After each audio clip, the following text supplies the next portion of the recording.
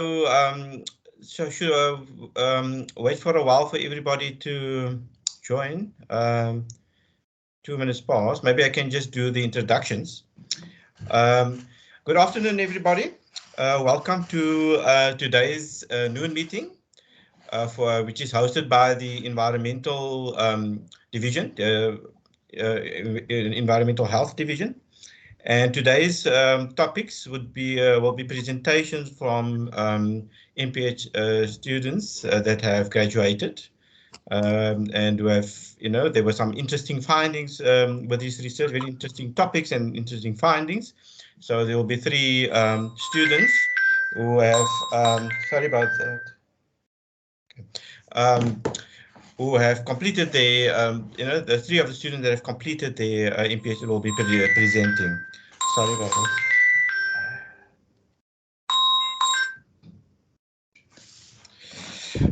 Okay, so so the 3 students would be that will be presenting is Tahira Asmal, Regina Molomo, and Tatum Louw. So we'll start with the first. I see all 3 are here. I think I don't see Regina. Is Regina not on the call? Is Regina not linked up yet? So maybe do you see Regina? I don't see her on the. Okay, I maybe have to call her, but we can start with the other salon. So let's start with. Just have a look. I don't have. Okay, so the first presentation will be by Tahira Asmal. So the topic of her MPH was the adverse health effects associated with drought in Africa, which is a systematic review of the literature. I was a supervisor and she did very well, and the paper was published in the top-ranked environmental health journal, Science of the Total Environment. So Tahira, so I'll give it over to you to present your topic. Hi, good afternoon, everyone. Thank you so much for having me for the noon talk. I'm just going to share my screen quickly.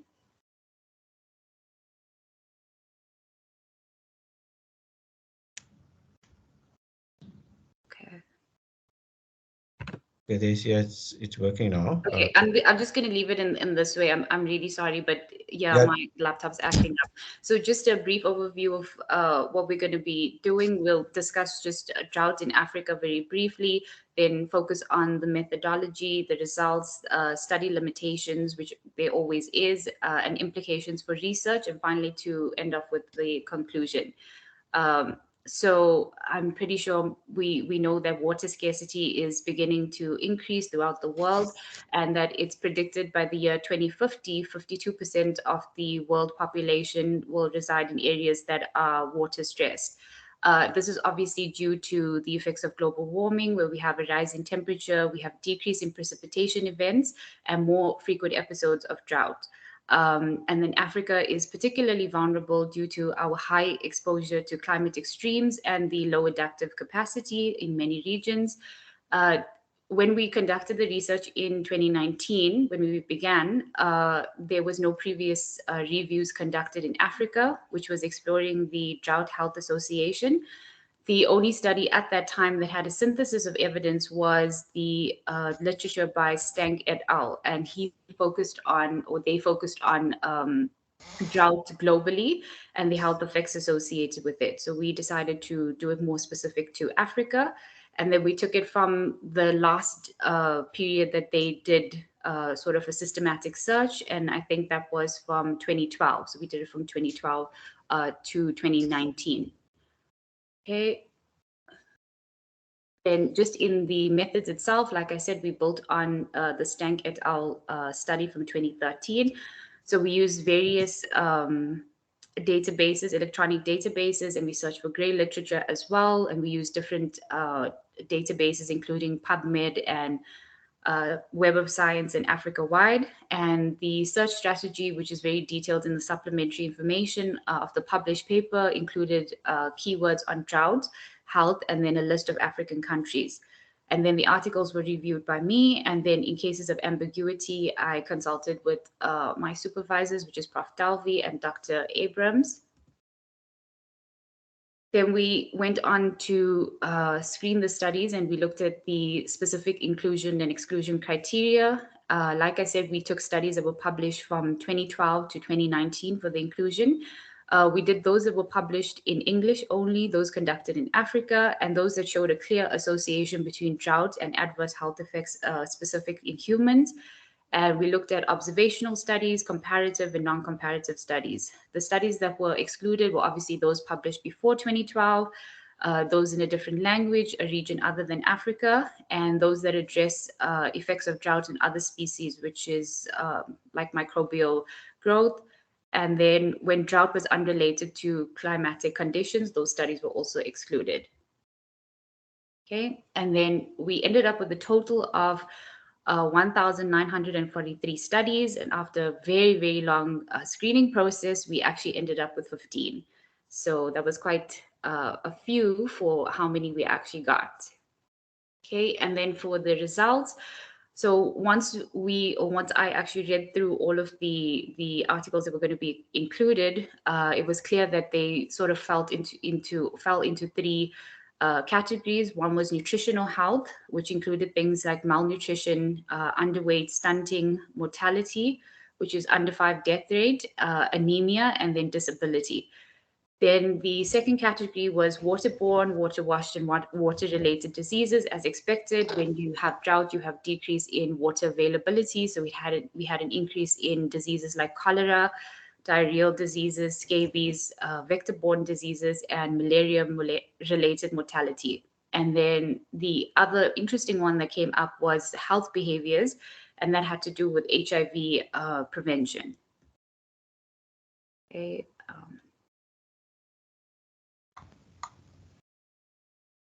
So just to touch on some of the results that we got from the first category, which was our nutrition category, we found that there were studies that focused on malnutrition. So the first three studies that are here focused on malnutrition, and they had some stunting and underweight that they used. So the presence of malnutrition was found in most of these studies, and as well as for stunting in itself.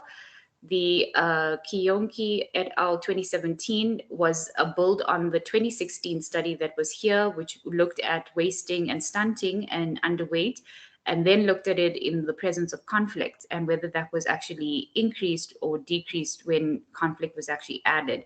So the odds of wasting and stunting in the presence of conflict were greater by 76% and 88%. Just in terms of the malnutrition itself, sorry, I just jumped a bit there. Malnutrition, if we look at it, one study found the presence of malnutrition to be 20%, which was quite high. And yeah, there's other studies over here that also found a relatively high presence of your underweight and stunting and wasting as well. So there was a little bit of overlap with the way that the stunting and underweight and wasting was actually used as well as an indicator for malnutrition. Okay, mortality. There was only one study that focused on mortality, under 5. Okay, and sorry, somebody else's mic on. Okay.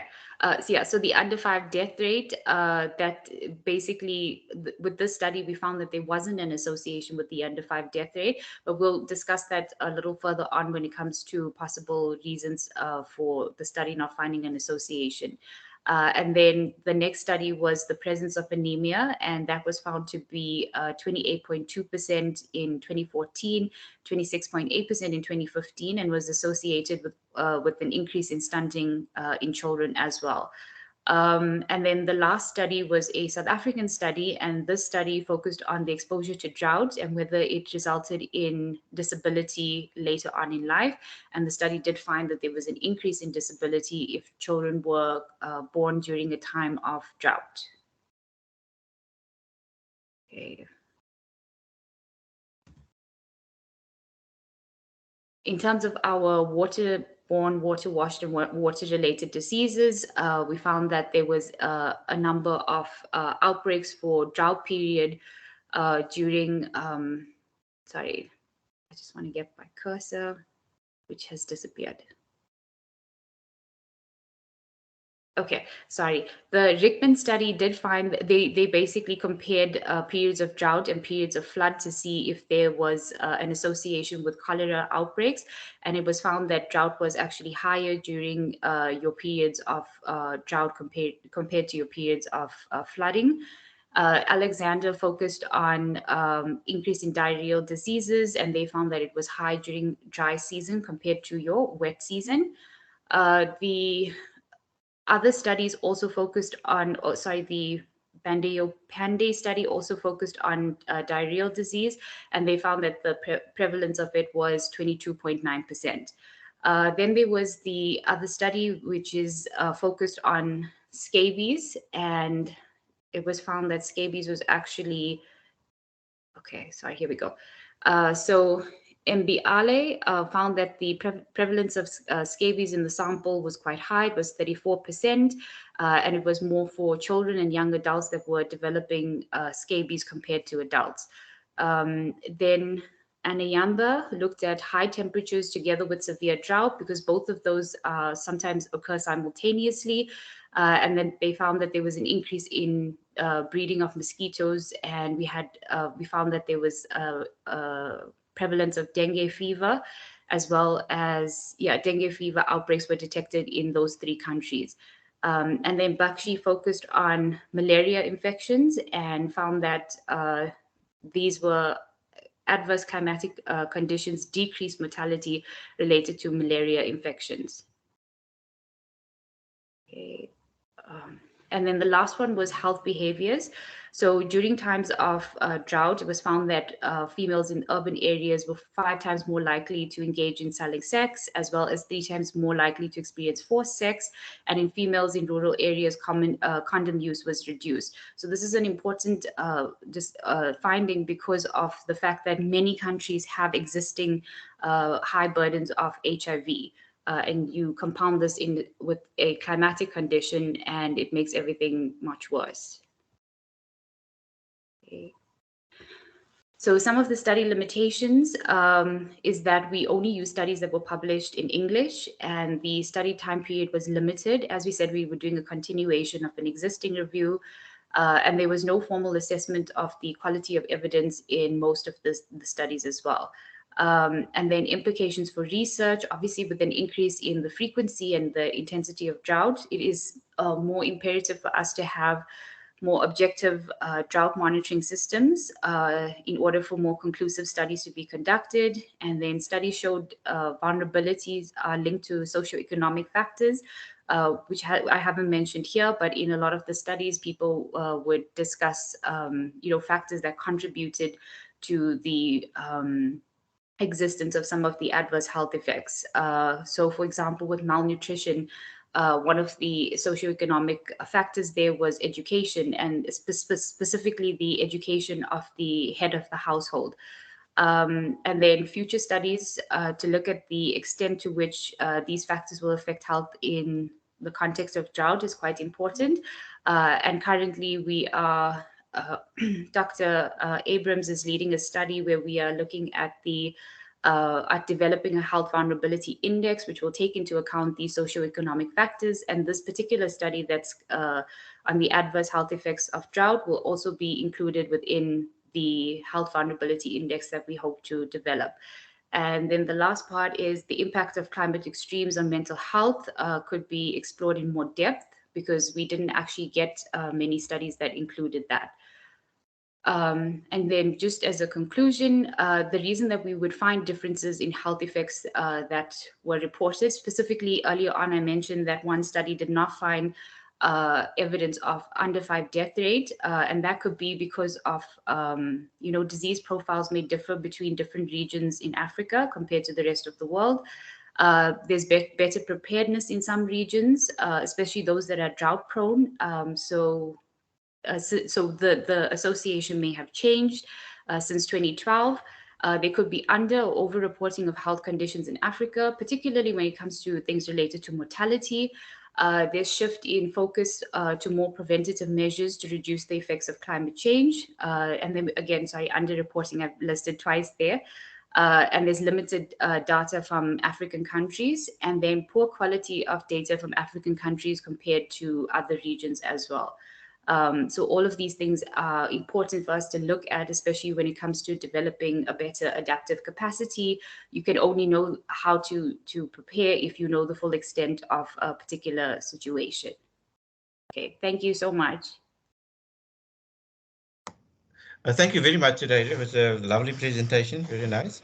So we're not going to ask any questions. We're running a bit late, so I will rather go through the theory presentation and we'll leave the questions for later. Okay. So I'll immediately go on to the next presentation, which is Tatum.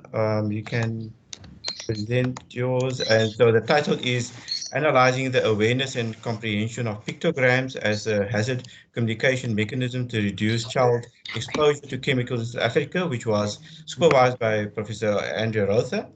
And this sounds like a very interesting project. So Tatum, I'll leave it over to you. Thanks. Yeah, I'm just going to keep my camera off for internet connectivity. But yeah, so basically the research that I done was, as Prof. Gill said, so we analyzed the awareness and comprehension of pictograms, which is as a communication mechanism that's mostly found on, or in this context, on the chemical labels. And the aim was to focus on child caregivers so that we can potentially work towards reducing child exposure to chemicals, specifically in South Africa. So just a brief background. So as we know, chemicals are in products that we use almost daily. It's in cleaning products, makeup, clothing, shampoos, perfumes, obviously pesticides. And given this daily exposure to chemicals, people's risk is obviously increased to the hazardous components of it. And because of that, our concern was with acute poisoning cases, and specifically unintentional child poisoning. So the WHO done a study where they reported that approximately almost over 1 million acute poisoning cases are reported yearly on a worldwide basis. And specifically relating to children, we looked at Red Cross or Memorial Children, and a study that was done there found that among the poisoning cases between 2003 and 2008, which was 2,872 children, they were presented to the hospital. The main, or one of the main toxins that were linked to the poisoning cases were linked to household chemicals, and others were pesticides and paraffins, and then also drugs. Just to move on, so the main exposure pathways that people are exposed to chemicals, so it's either through inhalation, so breathing in chemicals in the air, absorption, so through the skin or eyes, ingestion, and then for pregnant women, transferring it across the placenta. Why children was specifically of a concern? So as we know, because of children's size, they have an increased breathing rate, so they can inhale more pesticides in the air. The rate of consumption of food and water, so when it's contaminated with chemicals or pesticides, just their behavior, so time on the ground, a lot of hand to face, hand to mouth behavior, and then just their skin surface relative to their body weight, and yeah, just developing organs, so they're still growing, and that's why we wanted to focus on children. So just with reference to chemicals, so we just wanted to focus on the regulations and conventions that basically govern it globally and then also nationally. So we looked at global conventions such as the Rotterdam Convention. So that basically just promotes shared responsibility of importing hazardous chemicals, and including chemicals into South Africa and between countries. So because South Africa ratified it, that's why it was relevant. And most importantly was the globally harmonized system of classification and labeling of chemicals. So South Africa adopted it in 2012, if I'm not mistaken, and they are in the process of all chemical companies needing to adhere to the labeling of the GHS. So that's why that one basically underpins the whole research. And then we just looked at our national legislation that pertains to packaging and labeling of chemicals. So just a short brief intro to the GHS. So basically the GHS is a worldwide system that is used for classifying and communicating hazardous properties of both industrial and consumer chemicals. So we wanted to focus on household chemicals. It addresses classification of chemicals by the types of hazards and proposes a harmonized system of hazard communication elements. So we see the Rotterdam Convention, so chemicals coming in and chemicals going out, that it basically has a harmonized label.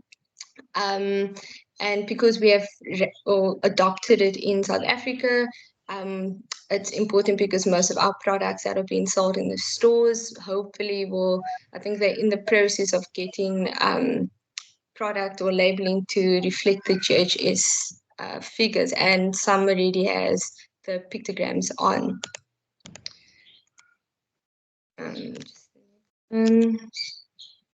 Sorry.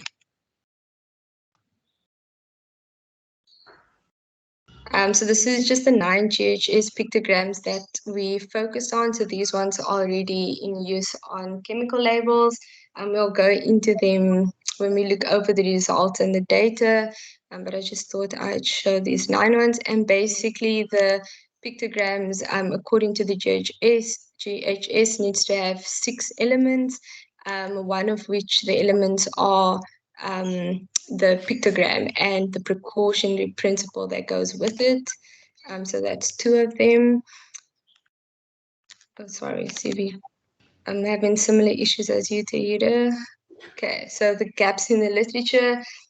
So why we wanted to focus on this in South Africa, because previously a lot of research mostly focused on chemical labels in relation to adults, and most often pesticides that are used by farm workers. So therefore our research, we wanted to focus on the child, so child caregivers, so whether it's parents, grandparents, or just caregivers of children, and what their awareness and comprehensibility of chemical labels are, and pictograms specifically. So we also, another gap in the literature was that the it says GSH, is a quick PowerPoint, but the GHS framework is still relatively new in South Africa. And therefore there's still a gap in literature on research that has been done on it and the applicability of it to our country, so context specific, and whether it can, and how it contributes to successfully integrating into the chemical market and also households. So I'm not sure why we keep on going back to this one. Let's just go. Okay, so the aim of the research was to assess the comprehension of GHS pictograms among child caregivers to prevent adverse health risks linked to children's exposure to chemicals. The main research question was, what are the barriers that prevent child givers from understanding pictograms as it is scientifically intended? And the objectives was to investigate South African caregivers' understanding of existing and newly proposed pictograms on chemical labels, to investigate the barriers affecting the comprehension of pictograms among South African caregivers, and to suggest ways in which pictograms on chemical labels can be improved to facilitate comprehension and understanding among South African caregivers. Sorry, see, we're going back to the gaps again. So just the methodology. So the study design, we use a cross-sectional mixed method study design, which had both quantitative and qualitative data that we looked at. And then we were in 2 locations, so a farm in Paarl and then also the University of Cape Town. Initially, we had 3 locations, but during the data collection, it was COVID, so we had to adapt to which we'll speak in the next slide, to just a different data collection method as well. And then for sampling, we use convenient sampling at the Paarl farm. So we had to use that because that was the only, so we didn't do a random sampling. So this was the only way they allowed us to come into the farm. And then we did pervasive sampling at UCT, which is where we targeted specifically caregivers. Gaps in the literature just keeps on bouncing back. So for data collection in PAL, we've done face-to-face questionnaires using ComCare HQ, and initially the face-to-face questionnaires were, we was going to do it for all our location sites, but we obviously couldn't do any more face-to-face questionnaires. So by the time we reached UCT, we had to do an online questionnaire using Google Forms. So just for the data analysis, the quantitative data, we done RStudio to test for significance, which was we just used the chi-square, and then we done Microsoft Excel for cross tables and descriptive statistics.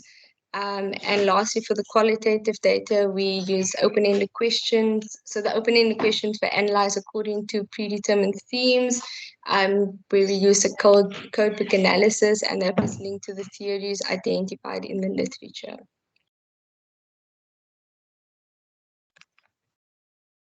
Sorry, let me just think I need to just change the way this is being viewed.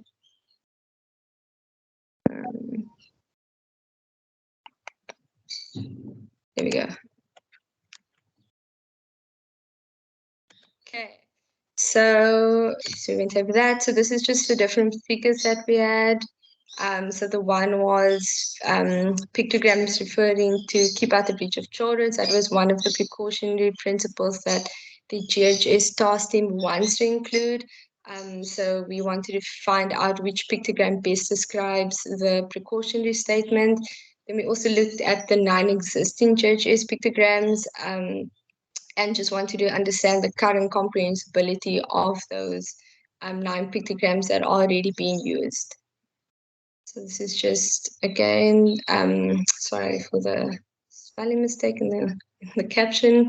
And this was just the rest. And then we also wanted to look at chemical and pesticide products that is already being used. And we wanted to see whether, because access to labeling would be dependent on whether it is legal or illegal pesticide or chemical products. So we wanted to see what is most frequently used in our communities. So this is just a point chart of that. So you'll see this is the street pesticides, and on the right-hand side is commercial products. And just the results were at quite a small sample size. So we initially planned for 105, but because of COVID, we had to cut out our third location site, and we also couldn't approach students. So for the UCT students, we said online Google Forms, and for that we had to approach the UCT, who sends out the research email. And then for the farm workers, we were initially trying to get 35 as well, but we could only approach 17 because face-to-face questionnaires stopped. But we still thought it would be valuable to continue because we had a lot of qualitative data, and a big part of our questionnaire was qualitative. So we still went ahead with it. And then just from our results, so for chemical labels, so one of the sections focused on awareness and comprehension of chemical and pesticide labels. So for this, we gave the participants, we asked them to define what a chemical label is in their words. And we basically, when we analyzed it, benchmarked it against the GHS definition of a chemical label. And from that, we identified 3 phrases. So if people got all 3, we classified as correct.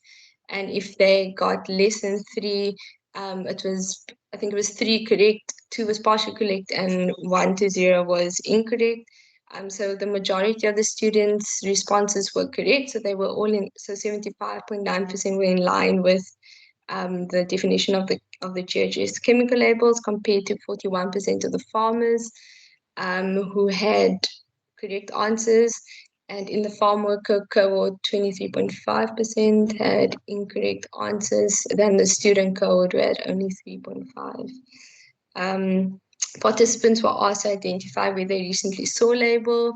A majority of participants said on food or a chemical product, and then just after the point chart that I showed everyone, 100%, so everyone identified that they used the commercial products, and And although they said that they have used those products, not all of the participants gave examples of them when they asked where they've seen a label. So like I said, most of the farm workers said that they've seen a label on food products, and not many listed those products that they said they have used.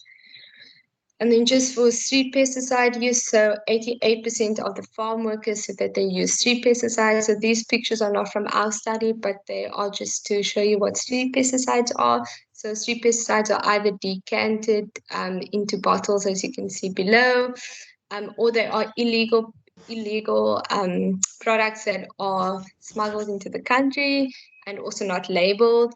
And also very toxic and mostly used in agricultural settings. So the one that the farm workers had was this green leaf. So that most of them showed me a packet of this in their house.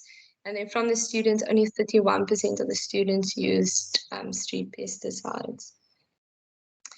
And then part of the study, we just assessed the dangers of chemicals for children according to the perspective of the farm workers or the students. And for the farm workers, most of them said the smell of the product is strong and that's what indicates danger to them. So 41% said that, and then 35% said that the label will give information on the harmful effects. And then 5% said both the strong smell and the label will indicate danger to children. And for the students, the response, 44% said that if they see the sign, keep out the reach of children, they knew that this was dangerous for children's health. And 17% all chemicals or pesticides are dangerous for children's health. And the rest of the percents didn't follow correct. So the rest of the participants didn't follow a theme, so we couldn't, it was just classified as other. So from the pictograms that we showed, the 9 pictograms, majorities are overall amongst the farm workers and the students. 41% said that they most frequently see the skull and crossbone pictogram. The second pictogram that was most seen was the the flammable, so it was pictogram 2. And then the third most frequently seen was the exclamation mark. And then just for to contrast that, so we just asked them in another question was what does each pictogram mean to them? So pictogram 1 to 9, but I just thought we'd show the most frequent ones. So for pictogram 4, amongst I think the first one is the farm workers. So this column over here, so most of them said that it means danger or beware, whereas amongst the students, more than half, so 53% said that it means fatality. And then pictogram 2, majority said that it means flammable, fire amongst the farm workers, and amongst the students said flammable. So that was 89%. And for pictogram 9, the exclamation mark, more than half said a warning sign, a stop, danger, be careful. And 85% of the students said warning, danger, caution, stop. So it was a similar category. And then just for the newly introduced pictograms to describe keep out of reach of children, majority of the farm workers, or more than half of the farm workers and students together said that pictogram 1 best describes the precautionary statement, keep out of reach of children. And then just examples for why they chose that. So I just took 3 of the examples. So the student said it shows a child reaching up for something, whereas the others may be interpreted by various individuals in different ways because the message isn't clear. The toy drives the idea that it is a child. You're able to distinguish between a child because of the toy. And again, someone referenced the toy. And then the farm workers, the English translation, so they said because it's high and the child can't pull it down, so they like the idea of it being higher. So it must be stored higher again. So that was the common theme, as we can see, that it needs to be stored high. Whereas for the students, it was that they have a toy in their hand. And then just the discussion, we looked at the factors that impact the caregiver's comprehension of label information. So we spoke to the impact of age on comprehensibility. So most of the farm workers were older, so they were mostly the grandparents who were caregivers, then the students who were younger. And most of and some research that we looked at indicated that elderly people had more difficulty in comprehending and explaining what a pictogram means in comparison to younger participants, and then the influence of different educational level on caregivers on comprehensibility. So for the students, of course, because they're in a tertiary institution, most of them had their matric and some are obtaining their undergrad, and some already were on postgrad levels, and that influenced their ability to verbally express or verbally describe what a label is or what the pictogram means. And then just their learned behaviors and occupational exposure. So specifically for the farm workers, most of them associated it with smell. So the smell is strong. When they breathe, their chest gets sore. So that was most of the reasons for why it's dangerous versus the students who said they read it on the label. And then just when we looked at pictograms, so there was different interpretations of the already existing GHS pictograms. So for example, the skull and crossbone amongst the farm workers and students. So the farm workers said that it means caution, whereas the students meant that it was deadly. And then also the color and the size. A lot of the farm workers associated the red with danger, and that came out a lot in the qualitative data. And also when we asked both of them when they look at a pictogram, what stands out, it was the size of it.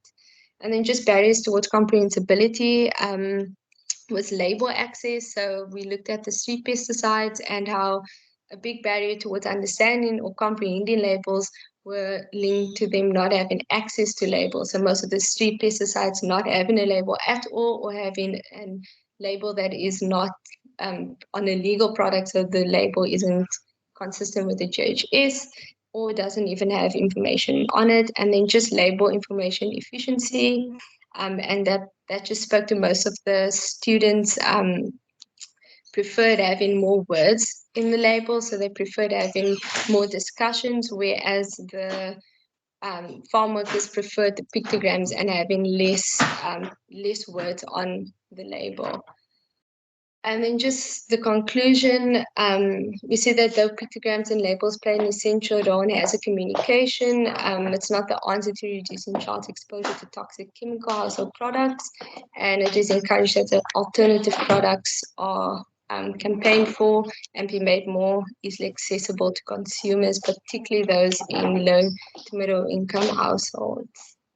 And that concludes my presentation. Thank you very much, Tatum. Also, well done. Very good project. Very nice. Very interesting project. So we'll move over immediately to the next project because of time. So Regina, I see that you have joined the group. So we'll start with your Regina's topic. She's also one of my students. The topic was relationship between urinary levels of grain phosphate metabolites and pesticide exposures among the rural schoolboys of the Western Cape. And she also graduated and was also published in a good, very good international journal. So Regina, I'll leave it over to you. Thank you very much, Prof. I am quickly uploading my screen. Can you see my screen at the moment? Yes. Okay. So, hi everyone, my name is Regina Molomo, and I was doing a research on relation between organophosphate pesticide metabolite concentration with pesticide exposure, socio-economic factors, and lifestyle. And this was a cross-sectional study among the schoolboys in the rural Western Cape in South Africa. So, for this presentation, we're just going to look at the overview of the pesticide use in Africa and even in South Africa, and then we'll go continue to the methodology of the study and the findings and the discussions and recommendation, and questions will follow after. So, in 2009, there were 25% of 5.6 billion of the global agricultural pesticide use was from the developing countries, and South Africa was considered as the largest consumer in the Sub-Saharan Africa. So In South Africa, one of the leading provinces in pesticide use was observed to be Western Cape, where crop farming is more dominant, and the type of crop farming that's more dominant is grape, palm fruits, and wheat farming. And among the pesticides that are used in this province, they were found to be the organophosphates, and among the organophosphates, there were acetate, azinomethyl, chlorophyll, and phosphate, and malathion among the others. So these pesticides were actually detected in previous studies and other studies such as for cot, were detected in the food samples, in surface water, groundwater, and soil samples. So our interest in finding the relationship between these exposures and children is because we know that the critical exposure time for any infection or the critical exposure time in human, it's when it's in utero, infancy, childhood, and puberty. And the health effects that were actually associated with this type of organophosphates that were mentioned above include the short-term ones, which include skin and eye irritation, headaches, and acute pesticide poisoning, and long-term effects such as asthma, diabetes, and cancer. So in previous studies, we found that the organophosphate exposure factors have been described as age, gender, education, household income, diet, residential area, season, parental occupation, proximity of the home to the pesticide spraying. So in children are actually exposed to pesticides mainly through different exposure mechanisms, and such includes children activities such as playing in water or any nearby places nearby to the agricultural farms, through digestion and through inhalation, especially when they reside very close to the farms where pesticides are applied, and also through household pesticides application, together with the parents take home pesticides. So the aim of the study was to determine the relationship between reported pesticide exposures, socio-demographic factors, and urinary levels of organophosphate metabolites among boys living in the rural areas of the Western Cape. So as I said earlier, this study is a sub-study of an analytical cross-sectional study, and we're looking at the 15 to 19 years old rural boys of the Western Cape, and these boys were either in primary schools or in secondary schools in the areas that were actually identified as the three agricultural intense areas, and that's Krabu, Piketberg, and Hex River Valley. It also included the neighboring non-agricultural areas.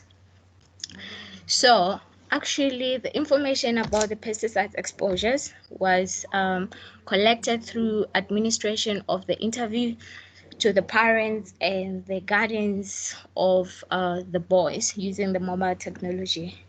And the questionnaire actually included issues around social demographics, such as the age and the household income, pesticide exposure, that's domestic pesticide use, and parents' occupation. The environmental pesticide exposure, such as the place of residency, participants' involvement in the pesticide application, and also the activities such as playing in the farm areas. And also included the parts of diet, such as the consumption of vegetables, what kind of vegetables, the soya and meat consumption. And the questionnaires were actually administered in English, Afrikaans, and Xhosa. So in cases where Afrikaans and Xhosa were used, the question was then back translated into English. So these are the three main areas that we're looking at, which is Piketberg, Krabou, and Hex River Valley. And so among the 183 boys that we looked at, 22 of those boys were aged 5 to 9, and 47 of that was 9 to 11, greater than 9 to 11, and 87 of that was greater than 14 years to 14, and the others were greater than 14 years, and that was 27 boys. So among the population, we had 127 boys, which were classified under farm boys, and we had 56 boys as non-farm boys. The study also actually included the biomonitoring of pesticides, and this was done by the field nurse through capturing the single spot urine samples from the boys, and they were later analyzed at the clinical pharmacology lab at UCT for DMP, DEP, and DMTP.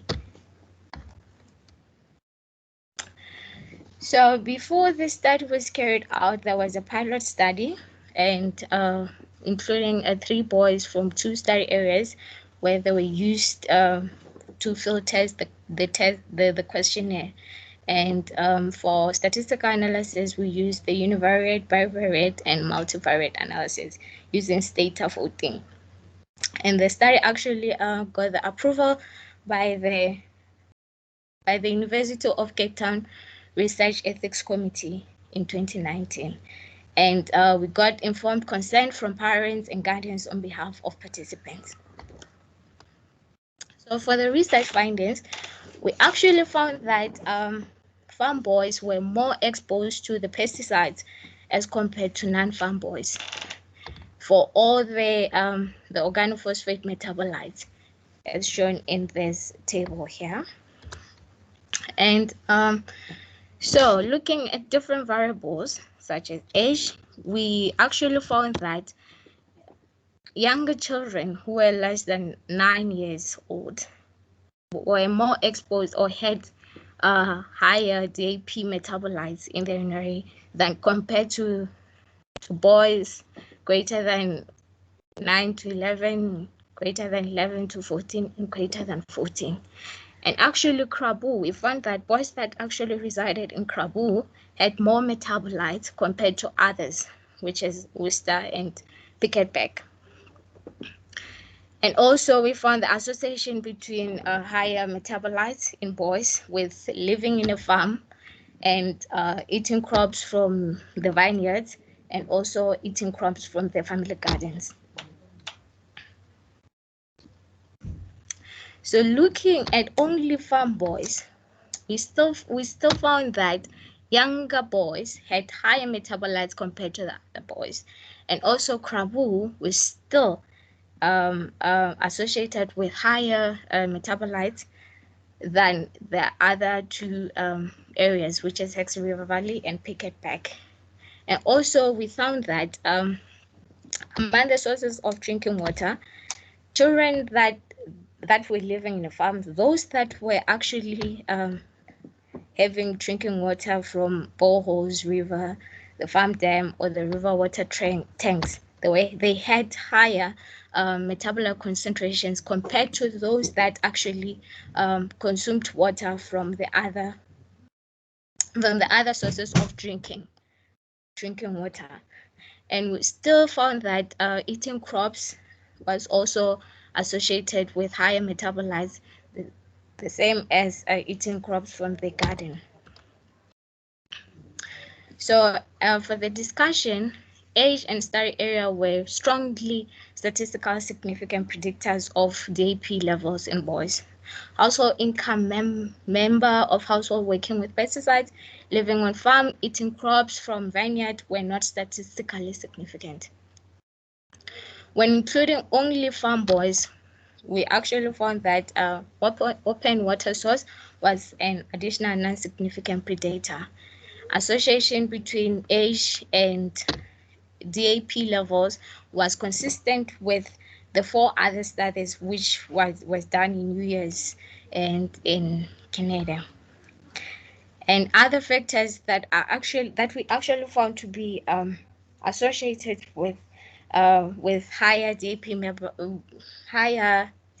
metabolites, though they were not significant. We found that members of household working with pesticides, living on farm and consumption of vegetables were actually not significantly associated with the urinary DAP levels.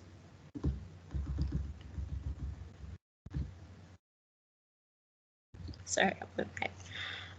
So for this study, we actually, after doing this study and looking at different exposures that boys are actually exposed to pesticides, we would highly recommend that there is a provision of appropriate PPE for farm and non-farm workers, provision of washrooms for farm workers, if we could have a creation of bathhouse zones and reduction of pesticide use and usage of other alternatives, and improvement of South African legislation together with its implementation, and creating awareness, and also having education campaigns on pesticides, together with also having a strong surveillance system for pesticides used in South Africa and research. Thank you, everyone. That was the end of my presentation. Thank you very much. Thank you very much, for a nice presentation as well. So we won't waste any time. We're running quite late. There's only a few minutes left, so I'll go immediately into the questions. I'll ask the audience if there's any questions or comments, feedback from the audience while 3 presentations.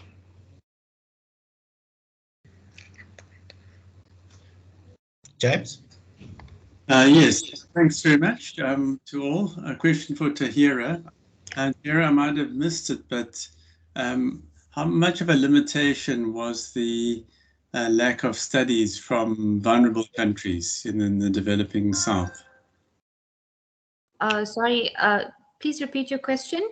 How much of a limitation in your review was the lack of studies from the developing South, the most vulnerable countries to climate change? So do you mean like how many studies did we actually have in total? Well, how many studies, well, how bad was the lack of studies from developing countries? I mean, can you just comment on the overall representation of countries in your review and whether you felt the developing countries were underrepresented? Okay, there is an exact number. I just have to go back to my actual paper, but overall, Ethiopia was the country that was focused on the most. There was from Kenya and Somalia, but there wasn't a lot from Southern Africa. Those were the main countries that were actually represented. And I mean, like I said, we went through over 1,900 articles, and we only ended up with a very small amount of studies from Africa, and they were predominantly Southern Africa, but Ethiopia had, I think, the biggest focus. Does that answer your question? Okay, thank you. Yeah, I think that's a good point, James. There's obviously there's a lack of data generally in Africa, and especially vulnerable groups. You made a good point that generally is a lack of data in Africa, especially in important countries, which this review showed that there's much work to do in Africa, especially amongst those that are vulnerable. Good point.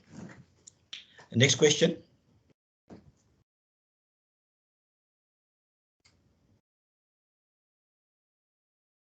Anybody else? Tahira? I have a question for Tatum. I'm not sure if you remember, once we had a lecture by Prof. Andrea, and then she put up like these pictograms, and she asked us if we knew what they were. And I remember in that particular lecture, I had no idea what most of them were. Do you think that it's better to use pictograms? I do understand the universal appeal of using pictograms, but do you think it would be better to have pictograms or actual writing, or a combination of both, since some of them can be quite ambiguous? Yeah, I think just from the study, what I realized was that it's difficult having the same pictogram for different groups of people because, I mean, similar to COVID, we can see we all deal with the same issue differently. And I think that just stood out for me, and that was that we have the same pictogram, but we see it so differently according to our own lenses of what we exposed to, our age, our backgrounds, our cultures. And I think specifically with this, so for example, the pictogram that meant to one group death meant to the other, oh, it's just caution, just stay, like, it's not deadly, but it's just be careful with it. So I don't know, it's just what I think is really, for pictograms need to be very specific to the context of who they for. So yeah, I don't know, we can't assume that the same thing is going to mean the same. What we want people to see from it is what they're going to. So I don't know, sorry if that answers the question. But it's definitely necessary for people who have literacy barriers, so they can't read words. So the picture then needs to, as close as possible, convey that message in a way that they would understand it. Thank you, Tatum. That actually is quite true, that there's a very subjective perception when it comes to how we look at certain things, and COVID is a very good example of that. Thank you for answering. Okay. More question? Anybody else has got a question? Taylor, I assume the hand is still up. It's probably still the same hand, right? Yeah, it's the same hand. Sorry. Okay, so if there's no more question, I just need to qualify in the Regina study. You're probably the first question in what asked is why the study only focused on boys. So obviously Regina took a data set from a study which investigated health effects due to male reproductive health effects of pesticides. So that's why she looked at her data focused only on school boys. So if there's no more other questions, thank you very much again to the presenters. They were all a very interesting presentation, very good, and good to see the quality of work within the division from the MPH students. So thank you very much for your presentation and also for the questions that was asked. So that brings us to the end of today's noon meeting. Thank you. Thank you for having us, Prof. Thank you. Keep well. Bye-bye. Nice afternoon. Okay. Thanks bye. all. Bye.